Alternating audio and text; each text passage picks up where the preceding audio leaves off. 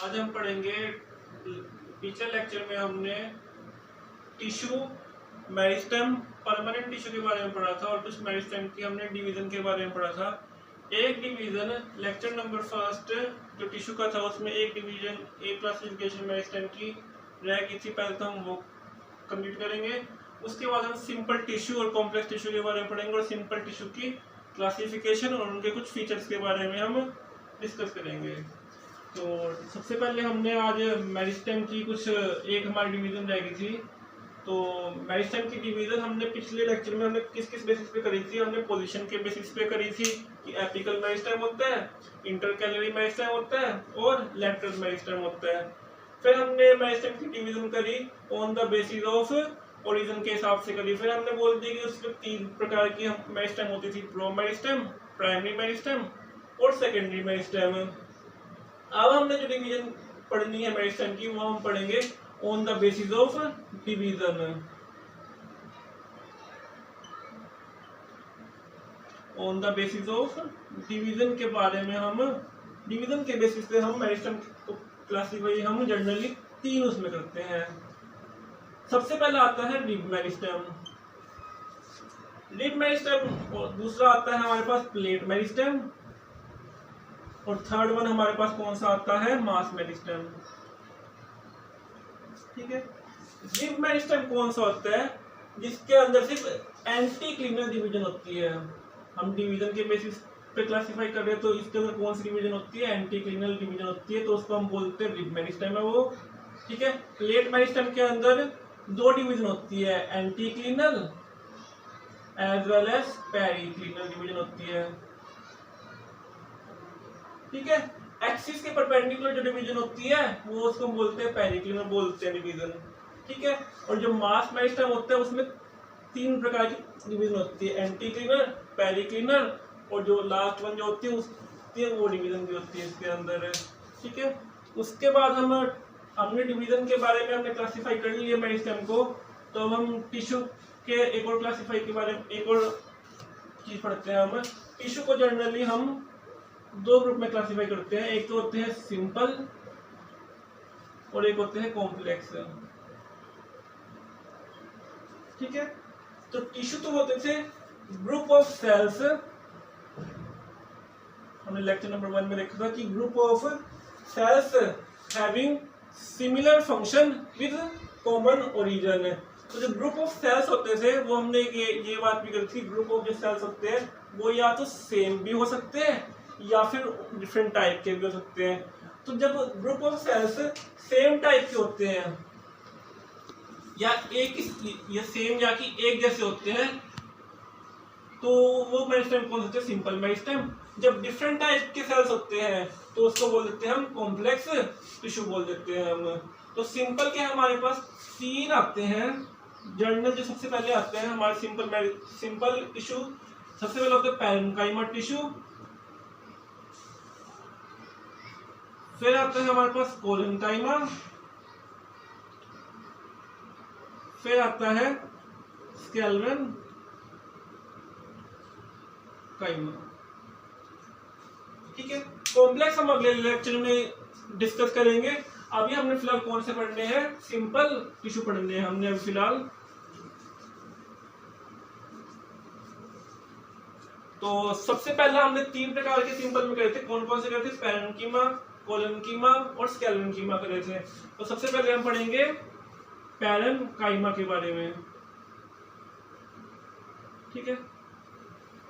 ये generally green structure के होते हैं।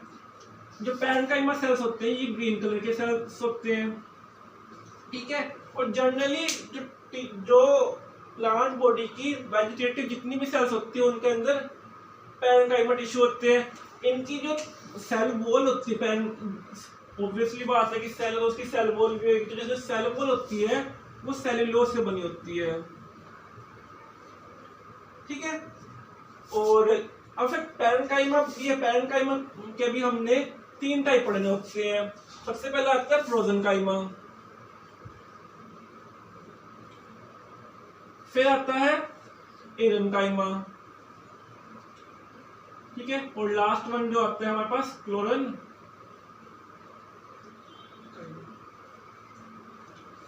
जब पैरेन्काइमा की सेल वॉल थिक हो जाए, जब ठीक हो जाए तब हम उस पैरेन्काइमा को क्या बोलते हैं, प्रोजेन्काइमा बोलते हैं। सेल वॉल थिक का मतलब ये नहीं समझना कि लिग्निन से डिपोजिशन है, डिपोजिशन सेलुलोज की होती है, बट जब सेल वॉल थिक हो जाए तो उसको बोलते हैं हम प्रोजेन्काइमा। जब पैरेन्काइमा के इंटरसेल्युलर स्पेस में एयर फिल हो जाए तब हम उसको बोलते हैं एरेन्काइमा। और जब पैरेन्काइमा के अंदर क्लोरोफिल या मेसोफिल सेल्स जब उनके अंदर प्रेजेंट हो जाए तो उसको बोलते हैं हम क्लोरेन्काइमा। क्लोरेन्काइमा को जनरली जो स्टूडेंट्स होते हैं वो कोलेन्काइमा से कोरिलेट करते हैं, उनको लगता है शायद कोलेन्काइमा और क्लोरेन्काइमा एक जैसी है बट अलग चीज होती है।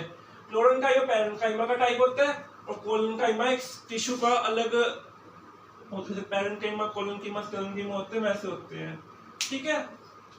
अच्छा, पैरेन्काइमा का जो फंक्शन होता था क्या होता था कि वेजिटेटिव सेल्स के अंदर ये पाए जाते हैं और फोटोसिंथेसिस में हेल्प करते हैं, फोटोसिंथेसिस और स्टोरेज में हेल्प करते हैं, फोटोसिंथेसिस और स्टोरेज में हेल्पफुल होते हैं कौन होते हैं, पैरेन्काइमा, ठीक है। अब फूड का स्टोरेज और फोटोसिंथेसिस फूड बना तो लिया, ठीक है। तो अब हम पढ़ते हैं कोलेन्काइमा और स्क्लेरेन्काइमा के बारे में। तो हमने टिश्यू को तीन उसमें किया था, पैरेन्कीमा, कोलेन्काइमा, स्क्लेरेन्काइमा, ठीक है। तो कोलेन्काइमा और स्क्लेरेन्काइमा दोनों ही मैकेनिकल सपोर्ट प्रोवाइड करते हैं। ये भी मैकेनिकल सपोर्ट प्रोवाइड करेगा, ये भी क्या करेगा, मैकेनिकल सपोर्ट देगा। बट जो कोलेन्काइमा होता है वो तो होता है लिविंग सेल, होता शुरुआत में स्क्लेरेन्काइमा भी लिविंग होता है but mechanical support provide, but ये होता है डेड। बाद में जब इसमें लिग्निन की डिपोजिशन आ जाएगी तब ये डेड हो जाते हैं सेल्स, ठीक है। तो और क्या पढ़ना था, कोलेन्कीमा के अंदर जो होती है लोकेलाइज्ड थिकनिंग पाई जाती है, लोकेलाइज्ड थिकनिंग होती है और इसी लोकेलाइज्ड थिकनिंग के बेसिस पे हम कोलेन्काइमा को तीन ग्रुप में क्लासिफाई करते हैं, ठीक है।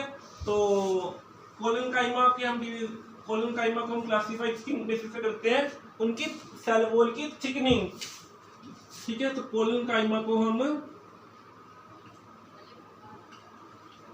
एक तो होता है एंगुलर, किस बेसिस पे, हम सेल वॉल की थिकनिंग के बेसिस पे कर रहे हैं क्योंकि इसमें लोकलाइज्ड हर जगह थिकनिंग नहीं होती। स्क्लेरेन्काइमा की सेल वॉल में यूनिफॉर्म थिकनिंग पाई जाएगी बट कोलेन्काइमा में जो थिकनिंग होगी वो एक लोकलाइज्ड एक पर्टिकुलर पोजीशन पे होगी, या तो एंगल पे होगी। अगर एंगल पे थिकनिंग होगी तो हम उसको बोल देंगे एंगुलर बोल देंगे, अगर टेंजेंशियल वॉल पे होगी तो उसको हम बोल देंगे प्लेट कोलेन्काइमा, और अगर क्या नाम है कॉर्नर पे होगी तो हम उसको बोल देंगे लैक्यूने कोलेन्काइमा, ठीक है। तो अब हम इसके बाद पढ़ेंगे तो हमने क्या बताया हमने, कोलेन्काइमा मैकेनिकल सपोर्ट प्रोवाइड, अच्छा कोलेन्काइमा मैकेनिकल सपोर्ट प्रोवाइड करता है, लोकेलाइज्ड थिकनिंग होती है इसके अंदर, तीन प्रकार के हमने उसकी सेल वॉल की थिकनिंग के बेसिस पे हमने उसको क्लासिफाई किया, एंगुलर किया हमने कि एंगल की ये सेल है, इनके एंगल पे सेल वॉल थिक हो जाएगी, उसको हमने बोल दिया एंगुलर कोलेन्काइमा। प्लेट के अंदर क्या होगा, ये यहाँ पर कॉर्नर्स के यहाँ पर सेल तो सर्कुलर तो कॉर्नर बनेगा ही नहीं, कॉर्नर्स पे क्या नाम है थिकनिंग हो जाएगी तो हमने उसको बोल दिया प्लेट मेरिस्टेम। और लैक्यूनर में ये दो सेल्स है और ये क्या हो गया, इसका टेंजेंट हो गया, तो वहां पर अगर थिकनिंग पाई जाएगी तो उसको बोल देंगे हम लैक्यूने कोलेन्काइमा, ठीक है। अब हम पढ़ते हैं जो सिंपल टिश्यू का लास्ट टाइप स्क्लेरेन्काइमा के बारे में हम पढ़ते हैं, या स्क्लेरेन्कीमा के बारे में पढ़ते हैं हम।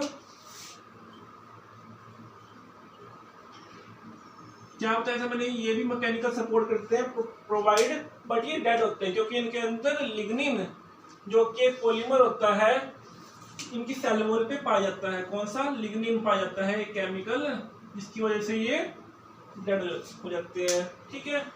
तो इसके भी हमने पढ़िए क्या करते हैं, मैकेनिकल सपोर्ट प्रोवाइड करते हैं, मैकेनिकल सपोर्ट प्रोवाइड करते हैं, ठीक है। और स्क्लेरेन्काइमा भी दो हम क्लासिफाई करते हैं स्केलेनकाइमा को उनकी शेप के हिसाब से करते हैं। स्केलेनकाइमा को दो ग्रुप में डिवाइड करते हैं हम।